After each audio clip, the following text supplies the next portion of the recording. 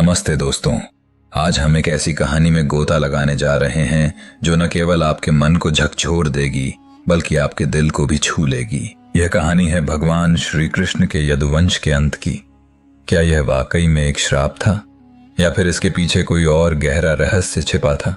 दोस्तों, यह कहानी इतनी रोमांचक, इतनी भावनात्मक और इतनी रहस्यमयी है कि आप इसे अंत तक देखे बिना रह नहीं पाएंगे। तो चलिए इस महाकाव्य की यात्रा पर निकल पड़ते हैं। लेकिन पहले, अगर आप हमारे चैनल पर नए हैं तो कृपया सब्सक्राइब करें और बेल आइकन दबाएं ताकि आप ऐसी ही रोचक कहानियों से कभी न चूकें। तैयार हैं? तो चलिए शुरू करते हैं। दोस्तों, जब हम यदुवंश की बात करते हैं तो हमारे सामने एक ऐसी तस्वीर उभरती है जो शौर्य, समृद्धि और भक्ति से भरी हुई है। यदुवंश, जिसके केंद्र में थे स्वयं भगवान श्री कृष्ण। यदुवंश की नींव पड़ी थी यदु से, जो चंद्रवंश के एक महान राजा थे। लेकिन इस वंश को असली पहचान दी श्री कृष्ण ने। मथुरा से लेकर द्वारका तक यदुवंश ने एक ऐसी सभ्यता बनाई जो अपने समय की सबसे उन्नत और समृद्ध सभ्यताओं में से एक थी।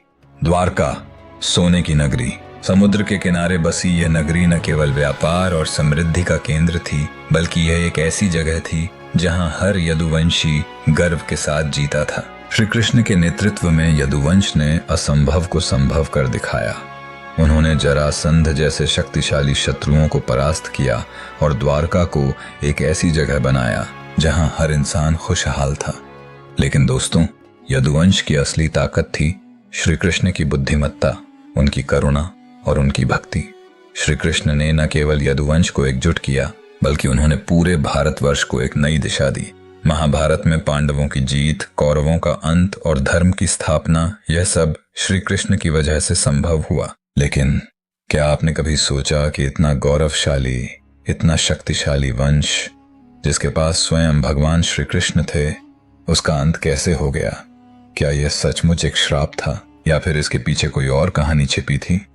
चलिए इस रहस्य को और गहराई से समझते हैं। दोस्तों, यदुवंश के अंत की कहानी शुरू होती है एक श्राप से। लेकिन यह कोई साधारण श्राप नहीं था। यह था एक ऐसा श्राप जो स्वयं श्री कृष्ण के सामने हुआ और जिसने पूरे यदुवंश को हिलाकर रख दिया। कहानी कुछ यूं है।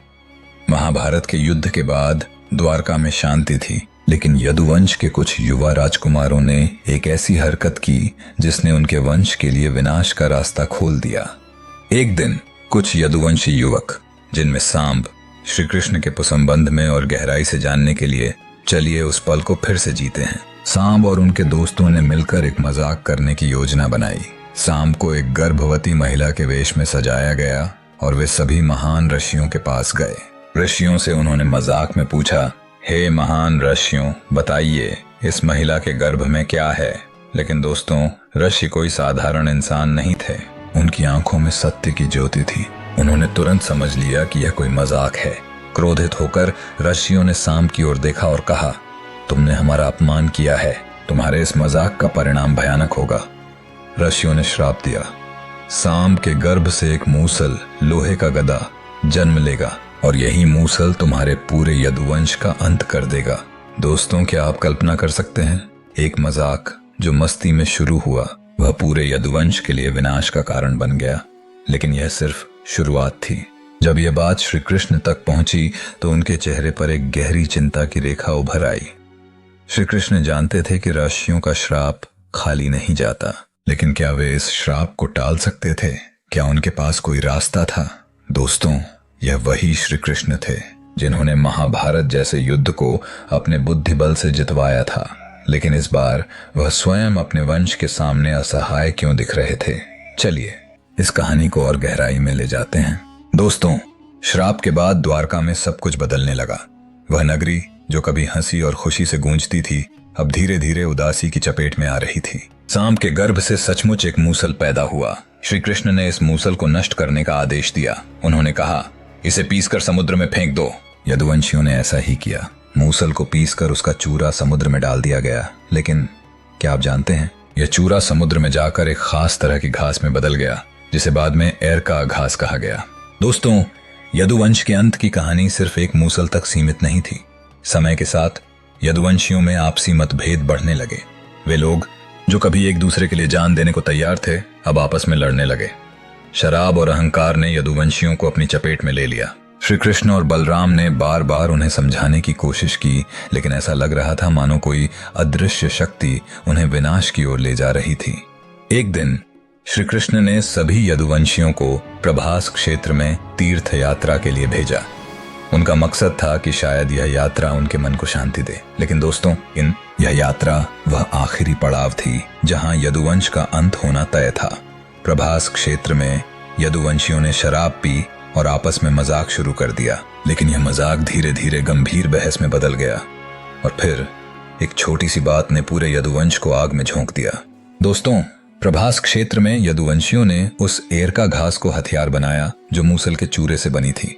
यह घास इतनी तेज थी कि यह तलवार की तरह काम कर रही थी। भाई भाई के खिलाफ, दोस्त दोस्त के खिलाफ, हर तरफ खून की नदियां बह रही थीं। यह ऐसा युद्ध था जिसमें कोई विजेता नहीं था। हर यदुवंशी सिर्फ और सिर्फ विनाश की ओर बढ़ रहा था। श्री कृष्ण और बलराम इस दृश्य को देखकर असहाय थे।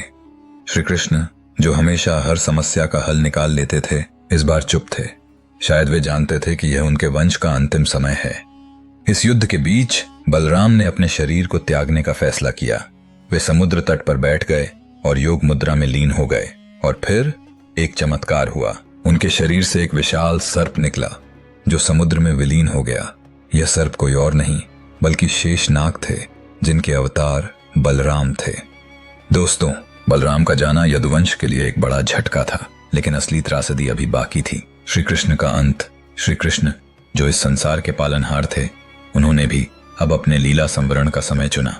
वे एक पेड़ के नीचे लेट गए और ध्यान में लीन हो गए। लेकिन तभी एक शिकारी, जिसका नाम जरा था, ने दूर से श्री कृष्ण के पैर को एक हिरण समझ लिया। उसने तीर चलाया और वह तीर सीधे श्री कृष्ण के पैर में लगा। जब शिकारी पास आया तो उसे अपनी गलती का एहसास हुआ। वह श्री कृष्ण के चरणों में गिर पड़ा और माफी मांगने लगा। लेकिन श्री कृष्ण ने मुस्कुराते हुए कहा, यह तुम्हारी गलती नहीं है, यह सब मेरी ही लीला है। और फिर श्री कृष्ण ने अपनी देह त्याग दी। उनके साथ ही यदुवंश का गौरवशाली इतिहास भी समाप्त हो गया। दोस्तों, अब सवाल यह उठता है कि क्या यदुवंश का अंत सिर्फ एक श्राप की वजह से हुआ या फिर इसके पीछे कुछ और था। कुछ विद्वानों का मानना है कि यह श्राप केवल एक बहाना था। असल में यदुवंशियों का अहंकार, उनकी आपसी फूट और उनके कर्म ही उनके अंत का कारण बने। श्री कृष्ण, जो स्वयं भगवान थे, क्या वे इस श्राप को नहीं रोक सकते थे? लेकिन शायद उन्होंने ऐसा नहीं किया, क्योंकि यह संसार का नियम है, हर कर्म का फल भोगना पड़ता है। यदुवंश के अंत के बाद द्वारका भी समुद्र में डूब गई। वह नगरी जो कभी सोने की तरह चमकती थी, आज खंडहरों में तब्दील है। पुरातत्वविदों ने द्वारका के अवशेष समुद्र में खोजे हैं, जो इस बात का सबूत हैं कि यह कहानी कोई मिथक नहीं बल्कि एक सच्चाई थी। दोस्तों, श्री कृष्ण की हर लीला में एक गहरा संदेश छिपा होता है। यदुवंश का अंत हमें सिखाता है कि अहंकार, आपसी फूट और गलत कर्म किसी भी सभ्यता को नष्ट कर सकते हैं, लेकिन साथ ही यह हमें यह भी सिखाता है कि जीवन एक चक्र है, जो आता है उसे जाना ही पड़ता है। दोस्तों, यदुवंश के अंत की यह कहानी कैसी लगी आपको? क्या आपको लगता है कि यह सिर्फ एक श्राप था या इसके पीछे कर्मों का हिसाब था? नीचे कमेंट में जरूर बताएं। और हाँ, अगर आपको यह कहानी पसंद आई तो इस वीडियो को लाइक्स करें, अपने दोस्तों और परिवार के साथ शेयर करें और हमारे चैनल को सब्सक्राइब करें। हम आपके लिए ऐसी ही रोचक, भावनात्मक और रहस्यमयी कहानियां लाते रहेंगे। तो बेल आइकन दबाना न भूलें ताकि आप हमारी अगली वीडियो मिस न करें।